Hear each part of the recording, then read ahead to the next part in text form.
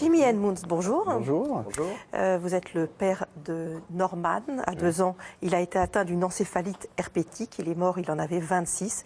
Et vous lui consacrez ce livre témoignage qui s'appelle Norman, mon fils. C'est chez Diacre. Vous l'avez écrit. Dacre, pardon. Vous l'avez écrit donc avec Nathalie Gendreau. Bonjour. Bonjour. Vous êtes biographe et donc vous êtes la co-auteure de ce livre. Donc Jimmy, je disais, votre fils est né prématurément. C'était le 23 juillet 88, il a 34 semaines. Il est donc tombé gravement malade à 2 ans. De quoi il a été touché exactement? Il a eu une encéphalite herpétique qui n'a pas été décelée tout de suite. Et donc on est rentré pour tout ce qui est soins. Et il a été hospitalisé pendant 1 semaine. Ils n'ont pas détecté tout de suite l'encéphalite. On est rentré chez nous. Il n'a pas été traité tout de suite. Il a été traité tout de suite, mais ils ont enlevé le traitement parce qu'ils pensaient que c'était pas le virus. Et au bout d'1 semaine, après qu'on soit rentré chez nous, il a eu des grosses crises de convulsions qui a fait que à ce moment-là, ils ont vu qu'il y avait un œdème au cerveau et que c'était une encéphalite. Des crises en fait liées à cette encéphalite herpétique. Voilà, tout à fait. Donc le livre, vous le construisez avec Jimmy. C'est un dialogue entre vous et votre fils. Donc vous faites la voix du fils. C'est un peu comme ça que c'est construit. Oui. Et à partir de quoi vous avez fait comment vous avez construit le dialogue de votre fils? Alors ça, c'est Nathalie qui l'a fait. En fait, j'avais carte blanche. Tout ce que m'avait demandé Jimmy, c'était d'être resté fidèle à la personnalité de Norman. Norman, c'était un enfant de lumière qui irradiait d'amour. Il était gai, enjoué et enthousiaste. Donc ce livre ne devait absolument pas être triste.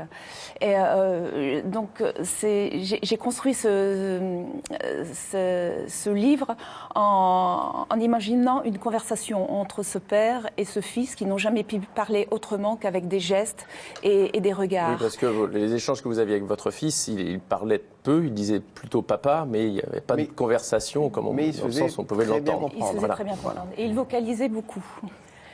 Et donc pour moi, c'était important de rendre justice à cet enfant qui n'avait pas pu parler et créer cette conversation qu'ils n'ont jamais pu avoir.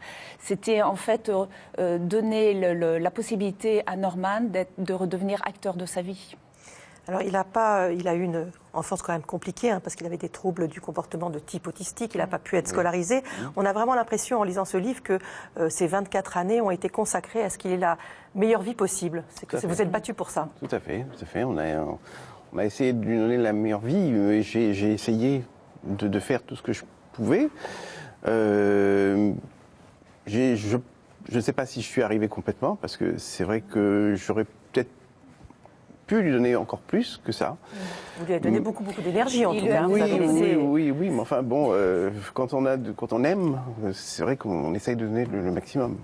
Si je puis me permettre, lors des entretiens, j'ai eu l'impression que Jimmy était le père de ce film de Roberto Benigni, La vie est belle, qui a imaginé de transformer le camp de concentration en un vaste terrain de jeu.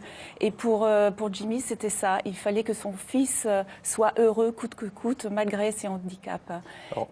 En plus de l'amour que vous soulevez dans le livre pour votre fils, vous soulevez aussi toute la difficulté de trouver des établissements spécialisés pour prendre en charge ce type de pathologie. Tout à fait, c'est très très très difficile de trouver un établissement.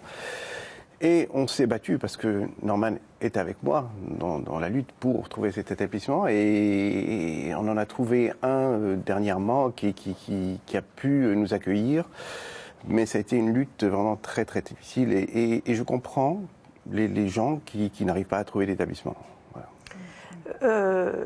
Il a frappé à toutes les portes. Il a été jusqu'à faire un sitting devant l'Élysée.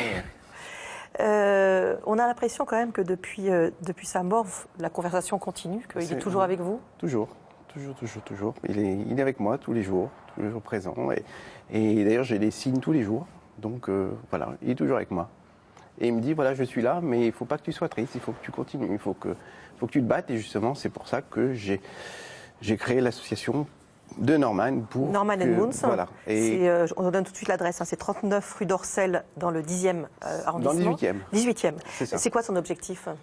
Alors, l'objectif premier, c'était d'aider la recherche médicale. Et suivant les dons que j'aurai, ça sera consacré. Et d'ailleurs, les droits du livre iront vers l'association. Et si j'ai la possibilité, c'est créer une structure pour, si je peux aider quelques enfants, eh ben, je le ferai. C'est un combat moins difficile que Norman et vous. Voilà. Merci beaucoup Nathalie Gendreau, Jimmy Edmunds. Norman, mon fils, c'est chez Dacre.